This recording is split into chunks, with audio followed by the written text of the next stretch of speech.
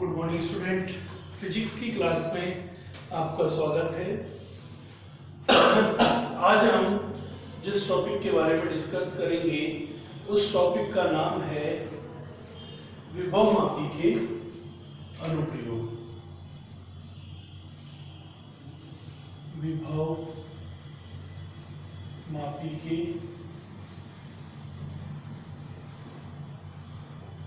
अनुप्रयोग, जिसमें पहला है सेल का आंतरिक प्रतिरोध ज्ञात करना। जनरल थ्योरेटिकल टॉपिक है, प्रैक्टिकल में भी आपके ये आएगा और इसको हम किस तरीके से सॉल्व करेंगे इसके लिए देखो बेटा, सबसे पहले सर्किट डायग्राम बनेगा जिसमें ये आपका ऊपर एक पॉजिटिव सेल लगेगा, इसका ये नेगेटिव टर्मिनल रहेगा, कुंजी K1 हो गई, ये एक आपका धारा नियंत्रक RH हो गया। इस तरीके से ये आपका A वाला उच्च विभव सिरा, B आपका निम्न विभव सिरा।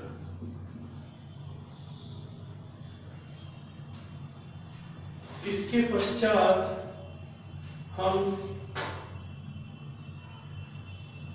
ये आपका जो बना है वो प्राथमिक परिपथ है। प्राथमिक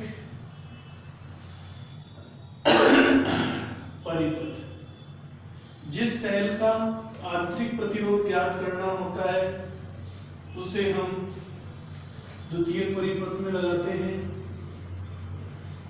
द्वितीयक परिपथ, इसके अलावा इसमें एक प्रतिरोध बॉक्स और कुंजी K2 लगी होती है। क्या लगी होती है?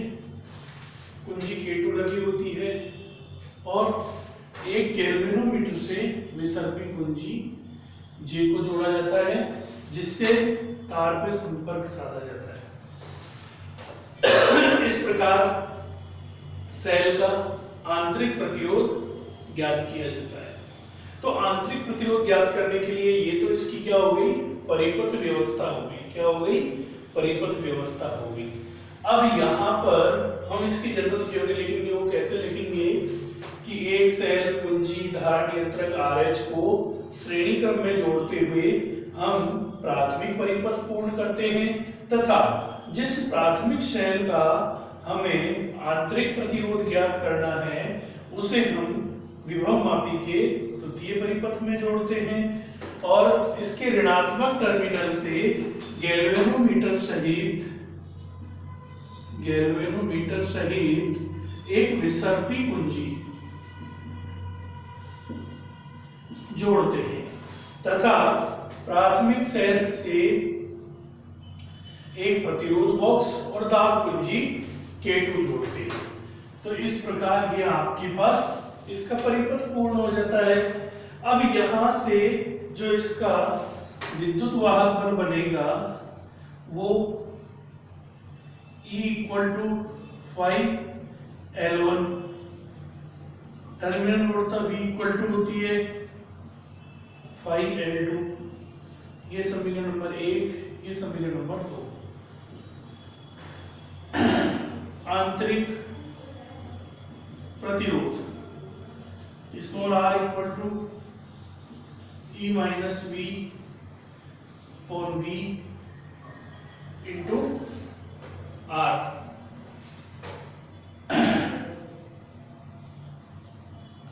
समीकरण 1 व 2 से मान रखने पर, 1 और 2 से मान रखेंगे तो R = 5L1 5L2 × R। 5 इसमें से कॉमन ले लो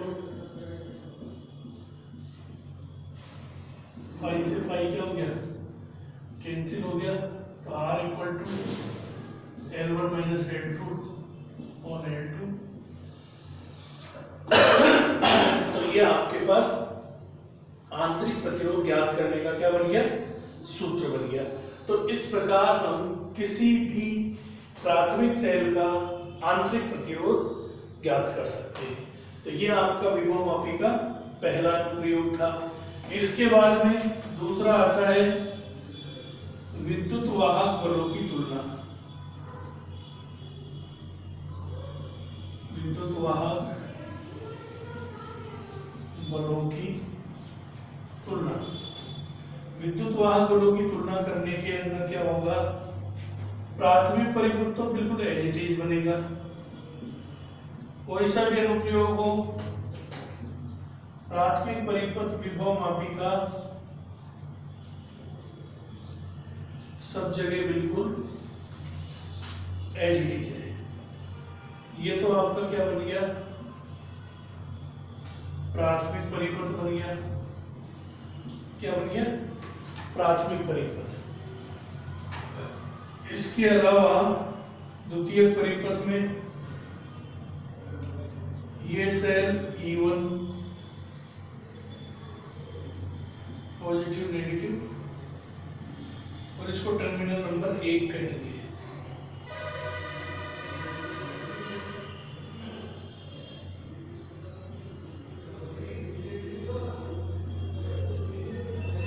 ये सेल E2 हो जाएगा, ये टर्मिनल नंबर 3 रहेगा और ये बीच में टर्मिनल नंबर 2 रहेगा, जिससे गैल्वेनोमीटर सहित विसर्पी कुंजी J जुड़ी रहेगी। विसर्पी कुंजी J जुड़ी रहेगी। ये सिरा उच्च विभव वाला होता है, ये सिरा निम्न विभव वाला होता है। ठीक है, तो जनरल थ्योरी तो सेम एज इट इज लिखोगे कि विद्युत वाहक बलों की तुलना करने के लिए एक सेल, कुंजी और धारा नियंत्रक RH को श्रेणी क्रम में जोड़कर विभवमापी का प्राथमिक परिपथ पूर्ण करते हैं। उसके बाद द्वितीयक परिपथ में जिन सेलों के विद्युत वाहक बलों की तुलना करनी है उनको जोड़ते हैं। E1 सेल का टर्मिनल 1 होता है, E2 का टर्मिनल 3 होता है और टर्मिनल नंबर 2 से गैल्वेनोमीटर सहित एक विसर्पी कुंजी J जुड़ी होती है। अब ये जो विसर्पी कुंजी है आपकी, इसको हम क्या करेंगे, जब रीडिंग E1 सेल के लिए लेनी रहेगी तो इसको टर्मिनल नंबर 1 से जोड़ देंगे और यहाँ पर टच करेंगे तो ऐसा विक्षेप जहां पर गैल्वेनोमीटर में विक्षेप 0 आ जाएगा वो लंबाई इसकी मीटर स्केल से नोट कर लेंगे। जब यहां से कुंजी हटा के 3 के बीच में लगाएंगे तो आपका ये E2 सेल किस में आ जाएगा, परिपथ में आ जाएगा और उस समय आपके पास यहाँ पर टच करेंगे गैल्वेनोमीटर में विक्षेप क्या आ जाएगा, 0 आ जाएगा, तो वो रीडिंग नोट कर लेंगे। और इसका यहाँ से फॉर्मूला जो निकलता है E1 इक्वल टू होता है 5L1, E2 equal to 5L2। ये समीकरण नंबर 1, ये समीकरण नंबर 2। समीकरण 1 में समीकरण 2 का भाग लेने पर तो ये E1 upon E2 5L1 5L2, 5 से 5 cancel, E1 upon E2 L1 upon L2। तो ये हमारा इसका विद्युत वाहक बल का क्या आ जाता है, फॉर्मूला आ जाता है। तो इस प्रकार आज की इस क्लास के अंदर हमने विभवमापी के अनुप्रयोग में सेलों का आंतरिक प्रतिरोध ज्ञात करना और विद्युत वाहक बलों की तुलना करना, इससे संबंधित डेरिवेशन देखा है।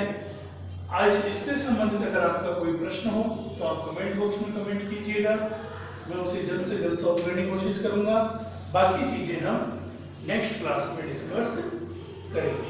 आज की क्लास के लिए धन्यवाद।